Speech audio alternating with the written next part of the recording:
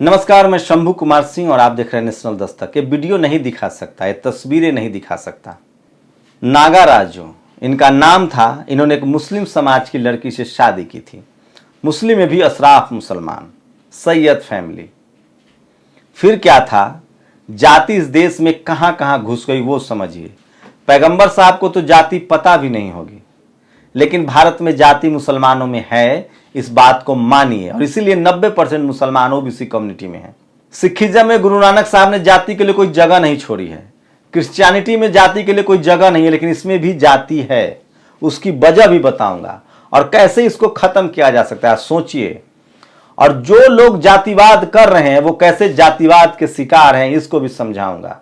सोचिए, आज पूरे देश से मुझे खासकर सवर्ण जो है वो फोन कर रहे हैं कि क्या हैदराबाद की घटना पर वीडियो नहीं बनाओगे। मैंने कहा, मैंने पहले भी बोला है और आज भी बोला हूं और जरूर बनाऊंगा। सोचिए, एक मुस्लिम अशराफ फैमिली के मुस्लिम युवती से उस लड़की की शादी हुई, लड़के ने शादी की। ये हत्या धर्म की वजह से नहीं है। वो युवक जो है वो धर्म तो अब कबूल करने वाला था, इस्लाम कबूल करना चाहता था। इस देश में अशरफ मुसलमान और ब्राह्मणों की शादी बहुत अच्छे से होती है। उसी को गंगा जमनी तहजीब कहते हैं। अकबर बाबर के राज में इन्होंने खूब राज किया है। इनको दिक्कत दोनों को तब शुरू हुई जब एससी एसटी ओबीसी माइनॉरिटी के जो पसमानदा मुसलमान हैं, जो गरीब सिख हैं, जो गरीब क्रिश्चियन है, वो सिस्टम में आने लगे।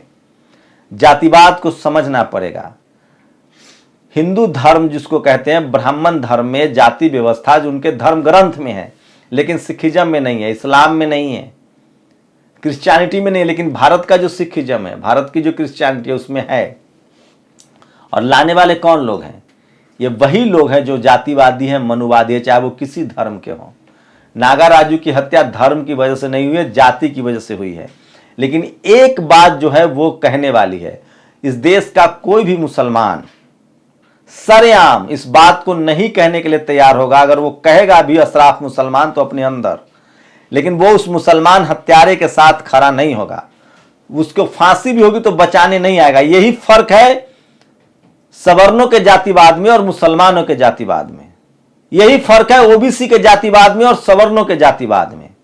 ओबीसी का आदमी जब कोई जातिवाद करता है तो भी उसके साथ उसका समाज खड़ा नहीं होता है, लेकिन जब सवर्ण का कोई जातिवाद करता है तो उसका समाज खड़ा होता है। और सवर्णों के जातिवाद से असर पड़ता है, क्योंकि इस देश के सवर्ण समाज का पकड़ है मीडिया पर, जुडिशियरी पर, ब्यूरोक्रेसी पर, कॉलेज यूनिवर्सिटी पर। और जब ब्राह्मण समाज के लोग इन सब चीजों को आगे फलने फूलने देते हैं तो वो सबसे ज्यादा दोषी हैं, क्योंकि पूरे सिस्टम पर उनका कब्जा है। जब तक वहां से सफाई की शुरुआत नहीं होगी, नदी ऊपर से नीचे की तरफ बहती है। जब तक सुप्रीम कोर्ट में जातिवाद खत्म नहीं होगा, जब तक हाई कोर्ट में जातिवाद खत्म नहीं होगा, जब तक ब्यूरोक्रेसी में जातिवाद खत्म नहीं होगा, जब तक राजनीति में जातिवाद खत्म नहीं होगा, जब तक कॉलेज यूनिवर्सिटी में जातिवाद खत्म नहीं होगा, जब तक बिजनेस में जातिवाद खत्म नहीं होगा। सोचिए, सुप्रीम कोर्ट में जातिवाद खत्म हो जाए, एक सुप्रीम कोर्ट में डाइवर्सिटी हो जाए, जजों के फैसले आने लगे, इस देश में जातिवाद 2 दिन में मर जाएगी। सोचिए, हाई कोर्ट में जातिवाद खत्म हो जाए और सब जाति और धर्म के लोग जज हों और फैसले आने लगे तुरंत तुरंत, सारा जातिवाद खत्म हो जाएगा। सोचिए, ब्यूरोक्रेसी में अगर कलेक्टर, एसपी, डीएम, थाने में जातिवाद खत्म हो जाए तो आम आदमी तो लकड़ी की तरह सीधा हो जाएगा। इस देश में कॉलेज यूनिवर्सिटी में जातिवाद खत्म हो जाए तो हर समाज के लोगों की लड़ाई तेजी से लड़ी जा सकती है। मैं फिर कह रहा हूं, इस देश में जो जातिवाद गांव में होता है मुझे उससे कोई मतलब नहीं। इस देश में जो शहरों में जातिवाद हो रहा है, जो जुडिशियरी में हो रहा है, इस देश में जो मीडिया में जातिवाद है, अगर मीडिया में एससी एसटी ओबीसी माइनॉरिटी की भागीदारी हो जाए और जब इस तरह की खबरें चलने लगेंगी तो किसी की औकात है जातिवाद कर लेगा। मैं फिर कह रहा हूं, जातिवाद का जो जड़ है वो पावर सेंटर से, अब judiciary, media, bureaucracy, college university. और जब तक यहां डाइवर्सिटी नहीं होगी तब तक नागा राजू मारे जाते रहेंगे। बस फर्क इतना होगा कि कभी ओबीसी मारेगा, कभी अशराफ मुसलमान मारेगा, कभी सवर्ण मारेगा, लेकिन इनको मारा जाता रहेगा जब तक डाइवर्सिटी नहीं होगी। लेकिन इसको ठीक करने की जिम्मेदारी उन लोगों की है जो भारत का संविधान का शपथ लेकर सिस्टम में बैठे हुए हैं। एक बात तो है कि इस देश में आज सवर्णों के अलावा किसी भी जाति में हिम्मत नहीं है कि वो अपने जाति के हत्यारों के साथ खड़ा हो जाए। लेकिन ये बात सवर्ण समाज में है और ये देखा गया, चाहे वो हाथरस हो, चाहे अभी चंदौली हो, उनका चाहे चीफ जस्टिस हो, चाहे चपरासी हो, वो क्राइम भी करेगा तो वो समाज उनके साथ खड़ा होता है। बाकी कम्युनिटी में नहीं, लेकिन मैं एक बात कह रहा हूं, ये संघी मुसंगी दोनों एक ही जैसे हैं। सोचिए, एक स्वामी बालेंदु हैं, ब्राह्मण समाज का आदमी, वो नास्तिक हो गया।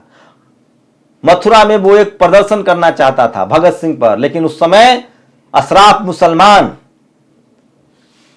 और ब्राह्मण समाज दोनों ने मिलकर उसके खिलाफ तलवारें उठा ली। ये लोग हैं जो स्कूल के खिलाफ हैं, जो संविधान के खिलाफ हैं, जो स्कूल कॉलेज यूनिवर्सिटी नहीं चाहते हैं। मुसलमानों में भी 90% पसमानदा मुसलमान है, उनमें अपना भी बेटी रोटी का संबंध नहीं है। तो जातिवाद खत्म करना होगा, और ये जातिवाद तभी खत्म होगा जब media, judiciary, bureaucracy, college university से जातिवाद खत्म होगा, ब्यूरोक्रेसी से जातिवाद खत्म होगा।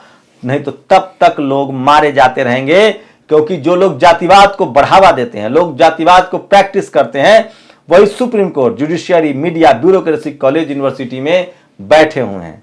बीजेपी की लगातार कोशिश है कि इसको हिंदू वर्सेस मुस्लिम बनाया जाए, लेकिन सच ये नहीं है। सच ये है कि ये जाति की वजह से उसकी हत्या हुई है। अगर वो शख्स ब्राह्मण होता, अपर कास्ट होता, तो वो मुस्लिम फैमिली उसको मान लेता, क्योंकि अशराफ की मुसलमानों की शादी और ब्राह्मणों की शादी लंबे समय से चल रही है, मुगलों के दौर से चल रही। इसी को ये लोग गंगा जमनी तहजीब कहता है। इनको दिक्कत तब होती है जब इस देश का SC, ST, OBC माइनॉरिटी 90% मुसलमान जो सवर्ण कैटेगरी में नहीं है, उनके साथ भी शोषण होता है। इसलिए मैं कह रहा हूं, जिस तरह से 10% सवर्ण समाज के लोग पूरे सिस्टम पर कब्जा जमाए हुए हैं, मुस्लिम कम्युनिटी में भी 10% अशराफ मुसलमान सिस्टम पर कब्जा जमाए हुए हैं। और वो जब तक अपने चीजें ठीक है, सोचिए, सनातन धर्म में, ब्राह्मणवादी धर्म में तो जाति उनके धर्म ग्रंथों में है, लेकिन जो क्रिश्चियनिटी में, जो सिखिज्म में और जो इस्लाम मानने वाले अगर जातिवाद करते हैं तो वो सबसे बड़े दोषी हैं।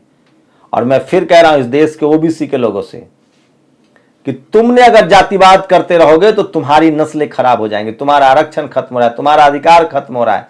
इसलिए जातिवाद से निकलो। अब ये दूसरी खबर देखिए, एक और, किस तरह से सिस्टम काम करता है। ये सोशल मीडिया पर वीडियो वायरल है। ये पुलिस वाले को देखिए, राजस्थान पुलिस का एक जवान है जिसका वीडियो वायरल हो रहा है। वो किस तरह से, सोचिए, सरेआम खून से सना हुआ एक रुमाल अपने सर पर बांध रहा है, और इसी के बाद वहां तनाव शुरू हो गया। सोचिए, अयोध्या में किस तरह से मुस्लिम का कपड़ा पहनकर कुछ लोग गाय का मांस, सुअर का मांस मस्जिद के सामने फेंक रहे थे। क्या इससे नहीं लगता है कि जितने भी हनुमान जयंती और रामनवमी के नाम पर दंगे हुए वो साजिश थी, जानबूझकर करवाया गया? इस वीडियो को देखिए, ये पुलिस वाला खून से सना हुआ एक रुमाल अपने माथे पर बांधता है, और पूरे देश को बताया गया कि मुसलमानों ने इस शख्स को मारा, पत्थरबाजी की। तो इस देश में लालू यादव ने ठीक कहा है कि जानबूझकर दंगा कराने के लिए मुस्लिम इलाकों में जाके इनको परेशान किया। लेकिन मुस्लिम कम्युनिटी को सोचना चाहिए कि जिस जातिवाद और धार्मिक कट्टरता से वो लड़ रहे हैं, जिसके शिकार हैं, क्या वो भी उसी का शिकार होना चाहते हैं? वो भी करना चाहते हैं? मैं फिर कह रहा हूं, जिस दिन इस देश के मुसलमानों ने अपना दुश्मन हिंदू छोड़कर RSS, BJP को मान लिया, जातिवाद को मान लिया, जिस दिन इस देश का मुसलमान रिजर्वेशन के साथ खड़ा हो जाएगा, संविधान के साथ खड़ा हो जाएगा, ये मुट्ठी भर लोग हैं जो अन्याय करते हैं जाति और धर्म के नाम पर, ये तो बिल में समा जाएंगे। बस हमें कुछ नहीं करना है, डेमोक्रेटिक तरीके से संविधान के साथ खड़ा होना है, संविधान को हाथ में नहीं लेना है, संविधान को मानना है। ये लोग भाग जाएंगे। मैं SC, ST, OBC माइनॉरिटी के लोगों से कहना चाहता हूं कि अगर आप किसी भी तरह से जातिवाद के शिकार हैं तो उसके खिलाफ आवाज उठाइए। अगर आपके दिमाग में जातिवाद का जहर भरा हुआ है, आपको लगता है कि आप जातीय रूप से श्रेष्ठ हैं या धर्म के रूप से श्रेष्ठ हैं, तो ये आपकी बीमारी है। इस बीमारी से निकलिए, नहीं तो आपकी जगह जेल होगी। जातिवाद करके मुसलमान नहीं बच सकता है, जातिवाद करके OBC नहीं बच सकता है, जातिवाद करके SC नहीं बच सकता है, जातिवाद करके ST नहीं बच सकता है, धार्मिक दंगा करके मुसलमान नहीं बच सकता है, धार्मिक दंगा करके OBC नहीं बच सकता है, शेड्यूल कास्ट नहीं बच सकता है, शेड्यूल ट्राइब नहीं बच सकता है, सिख भी नहीं बच सकते हैं, क्रिश्चियन भी नहीं बच सकते हैं, जैन भी नहीं बच सकते हैं। इस देश में जातिवाद और धर्म सांप्रदायिक दंगा करके कौन लोग बच सकते हैं? वो जो मनुवादी हैं, जातिवादी हैं, क्योंकि उनका judiciary, media, bureaucracy, college university पर कब्जा है, और ऐसे लोगों से सावधान रहने की जरूरत है। तो जो हैदराबाद में हुआ है वो बहुत दुखद है, लेकिन सबसे शानदार बात है कि इस हत्यारे के खिलाफ एक भी मुस्लिम कम्युनिटी के लोगों ने झंडा नहीं उठाया, उसके समर्थन में झंडा नहीं उठाया है।